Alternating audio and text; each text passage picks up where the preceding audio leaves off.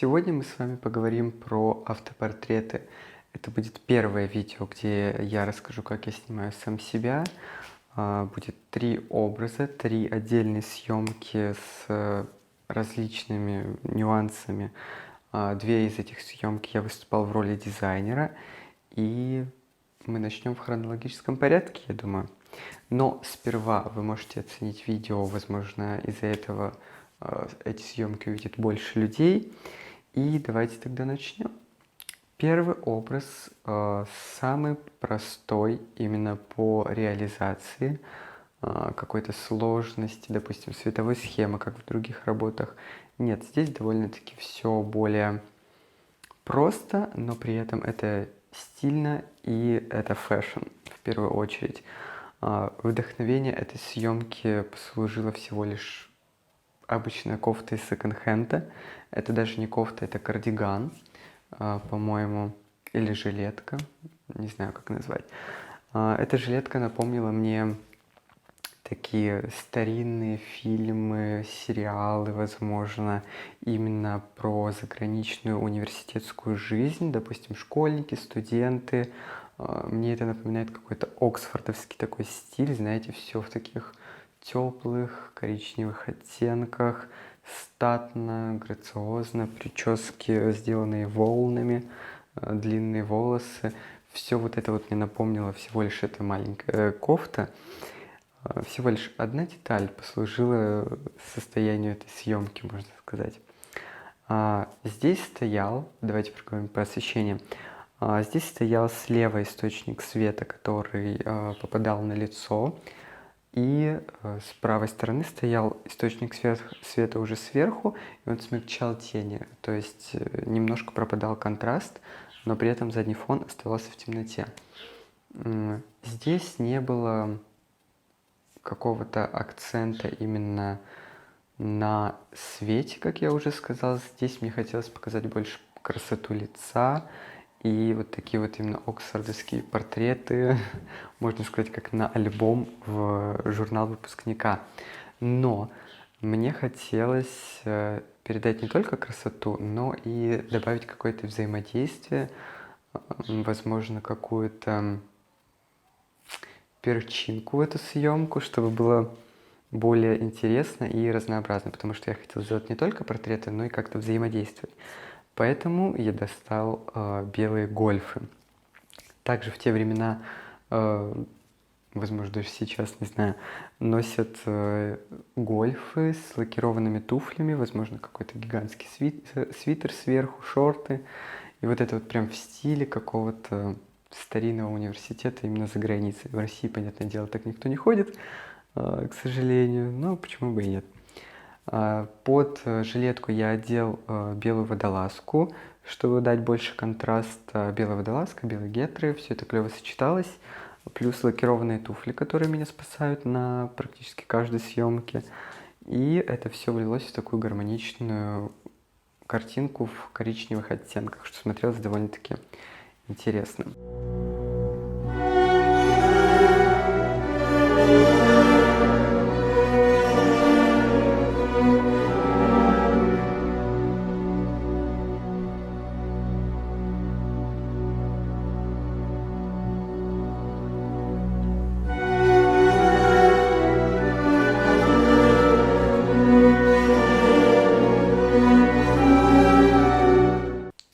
Итак, давайте приступим ко второму образу. Здесь уже съемка более сложная по своей составляющей, можно сказать. И здесь я уже выступал в роли дизайнера. У меня есть заранее заготовленный эскиз, который я рисовал на этот образ. Вот он здесь появится. Здесь 2 составляющие. Это верх и низ. Низ я сделал клеш. Эта съемка вообще должна, скорее всего, как отсылка к моей прошлой съемке с геометрическим платьем. Здесь похожая история тоже.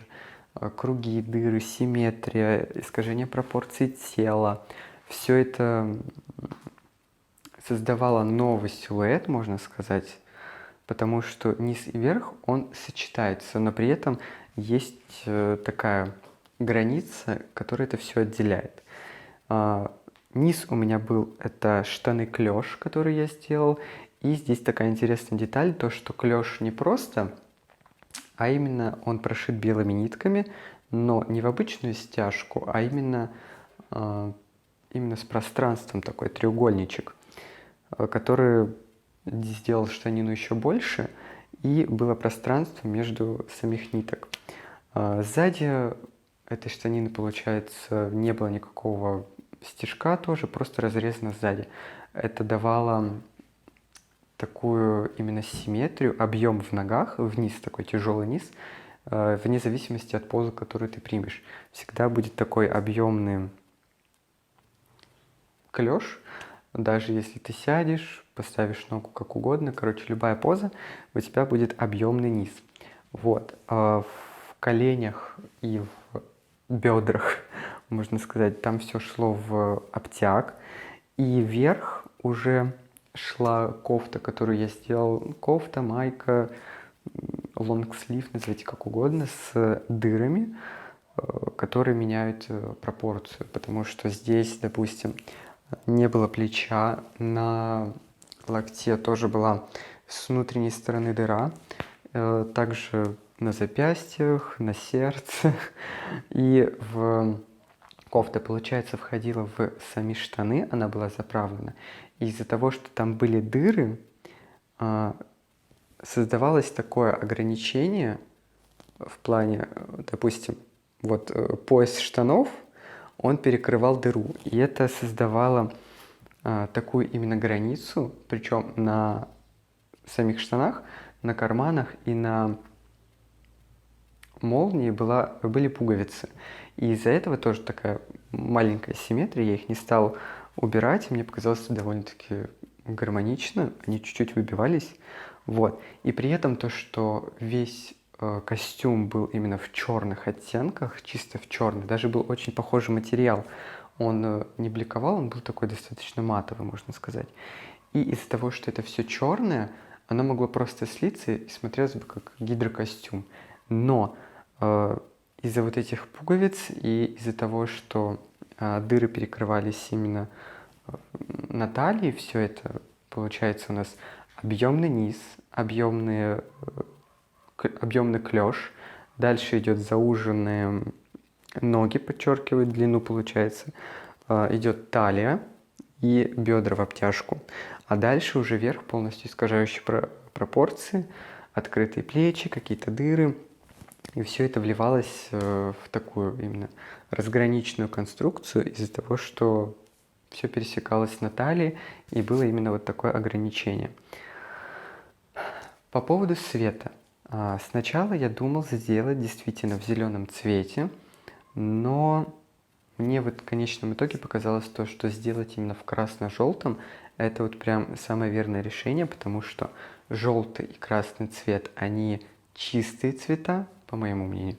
С зеленым сложновато работать в низком ключе, можно сказать, потому что зеленый может показаться либо термоядерным каким-то, либо слишком темным.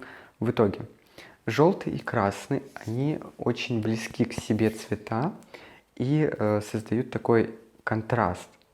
При этом черный сюда очень круто вписался, потому что он создавал еще больше контраст. Получается, картинка у нас по контрасту прибавлена в 2 раза, и это смотрится очень глубоко и довольно-таки интересно. Тут, по-моему, стояло несколько источников света, справа, сбоку, сверху стоял, и один стоял еще с таким, который перекрывался флагом, именно который давал свет на лицо.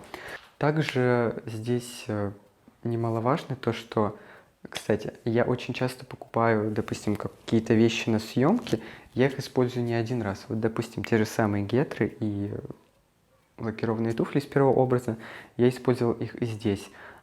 Здесь гольфы эти, потому что они до колена, обычные носки бы сюда не пошли, они до колена и создают более, кажется, как будто еще больше пространства, потому что белые нитки, они не в стяг, а именно создают такую текстуру. И из-за гольфов кажется, что там еще больше пространства. А эти лакированные туфли, они также создают такой легкий блик, получается, и все это вот сложилось в такую гармоничную картинку из черного цвета. Считайте, 3 цвета: желтый, красный, черный. Все, больше ничего нет. И это смотрится довольно-таки стильно. Причем я сначала думал сделать будет концепт именно на одной фотографии, скорее всего, когда именно вот как на эскизе, просто в полный рост, и это должно было смотреться красиво, статно и все. И одежда очень круто себя повела в кадре, потому что она, можно сказать, подстраивалась под позы, потому что верх, он был не объемный, а именно такой обтягивающий. И то есть мои позы сюда очень круто подошли, потому что вот это то же самое оголенное плечо, оно создавало объем. И вот каждая поза, вот как ты не повернешься, грубо говоря, оно может создавать новую форму твоего тела, и полностью, как будто у тебя действительно другое тело, объемные ноги, длина туловища и всего остального. Поэтому получились такие космические странные позы. Одна фотография мне вообще напоминает какую-то птицу, возможно, потому что была снята сверху, огромная голова также. Все искажается и смотрится действительно как что-то такое абстрактное, кутюрное и очень крутое по цветам.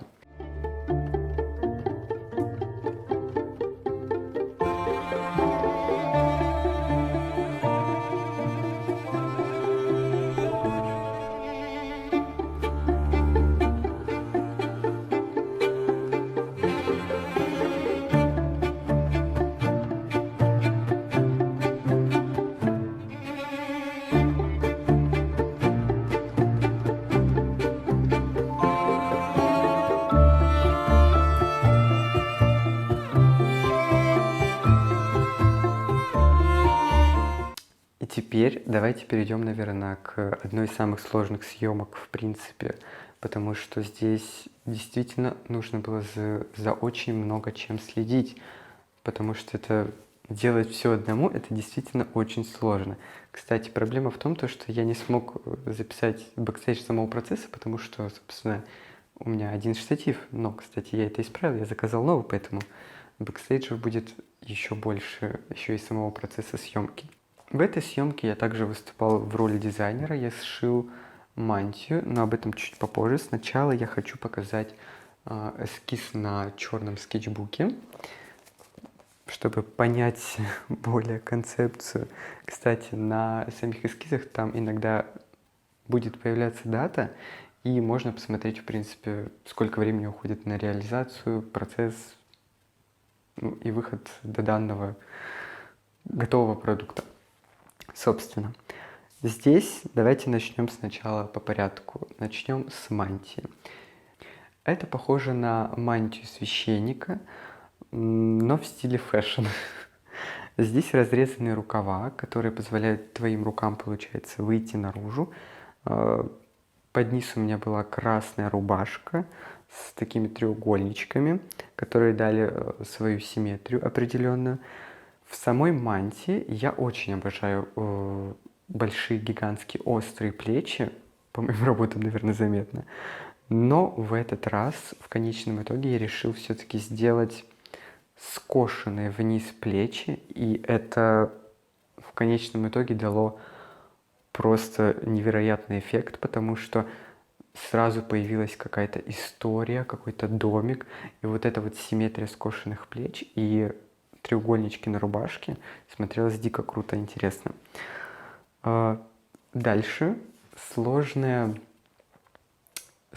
состояла в том, что нужно было притащить несколько килограмм земли в студию.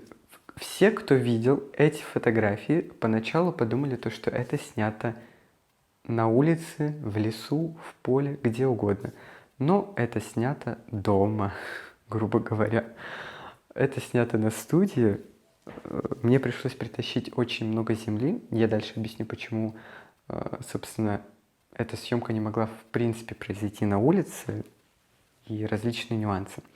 Я притащил несколько килограмм земли, но под низ, неважно, Вот если вы снимаете с какими-то жидкостями, либо с землей, я обязательно что-то стелю на пол, именно такое плотное, чтобы потом все это можно было убрать и ничего не испортить, не заляпать и так далее. Я взял несколько мусорных мешков, пакетов, сделал гигантское полотно, наверное, из 2 слоя, и дальше уже просто принес землю, все высыпал, распределил так, как мне надо, и дальше уже вставлял свечи.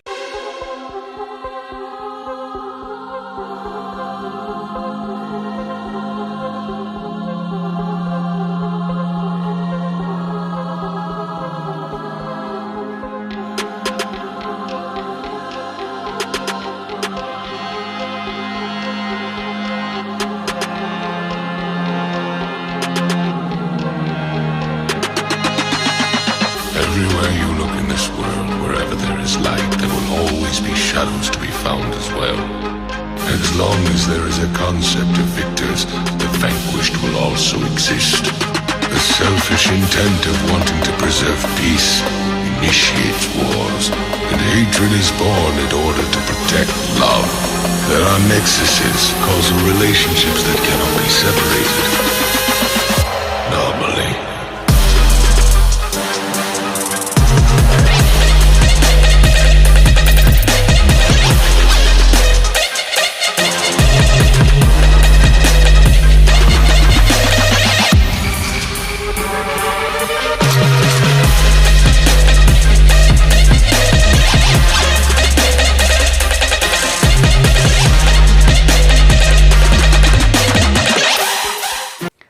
У меня было большое количество свечей и, можно сказать, 2 попытки, потому что я разделил это все на 2 части. Я подумал, что поначалу мне хватит меньше количества свечей, допустим, половина, и тогда будет такое же количество света, как было у меня в голове. И по итогу там есть с первой попытки очень, клевые кадры, но не такие эпичные, как в конце. Потому что поначалу я все это расставил. Тебе нужно все успеть, отснять, поставить камеру, следить, что происходит в кадре, следить за свечами.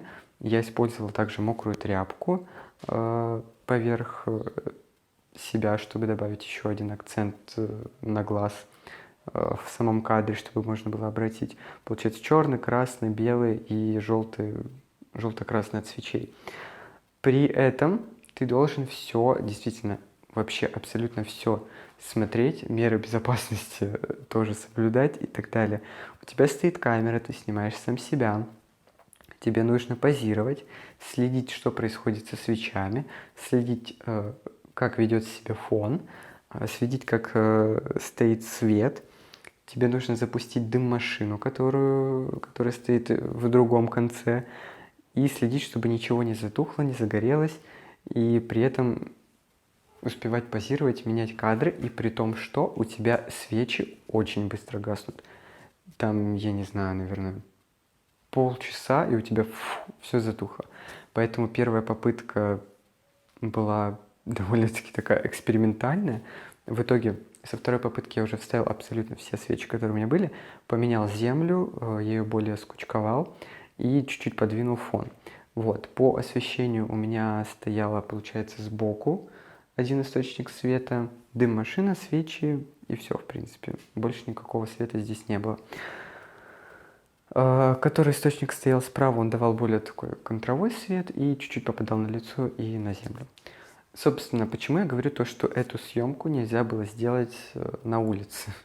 Во-первых, вот просто представьте, вы идете, допустим, в лес, в поле, просто вышли, и там я с кучей земли, с свечами, в мантии священника. Мне кажется, у кого-то был бы сердечный приступ, действительно.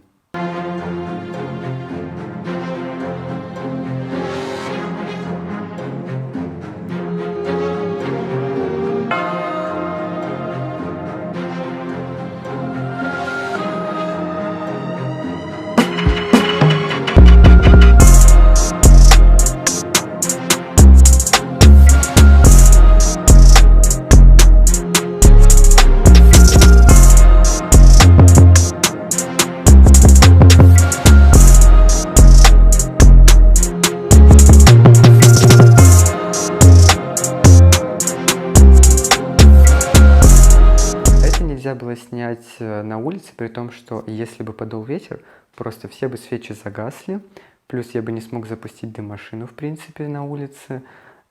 Если бы даже и смог, то дым-машина работает в маленьком помещении лучше, ты сможешь сделать клуб дыма. Либо мне нужен был еще один человек, который бы все время постоянно дымил дым-машину. Вот. Но, так как я снимаю все сам, но я могу сказать то, что у меня было абсолютно все предусмотрено. У меня стояли ведра воды, песок, чтобы, если вдруг что, загасить все сразу на корню.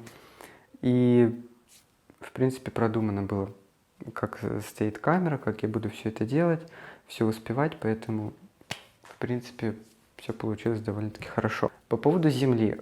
Землю я обратно вынес, и так как внизу были плотные пакеты, которые вообще ничего не пропускали, я в конечном итоге просто все это собрал и вынес без проблем. У меня даже не осталось никакой песчинки, грубо говоря. В итоге у меня получилось 3 такие съемки, о которых я сегодня рассказал. Они все в стиле фэшн, автопортреты, сделаны полностью вручную, как я уже говорил. 2 образа из них я сшил мантию и костюм, поэтому да, как-то так. Я напоминаю то, что вы можете оценить это видео и про эти съемки узнать больше людей. И у меня небольшой апдейт, у меня появился Patreon. Спасибо тем, кто поддерживает там. Там выходят бэкстейджи, съемки раньше, чем они выйдут вообще в общий доступ. И много всего интересного. Кстати, также на Патреоне есть часовое видео, где я разбираю свои работы именно по свету. И в этом видео я рассказываю вообще, каким световым оборудованием я пользуюсь. Потому что обычных софтбоксов и профессионального оборудования у меня такого нет.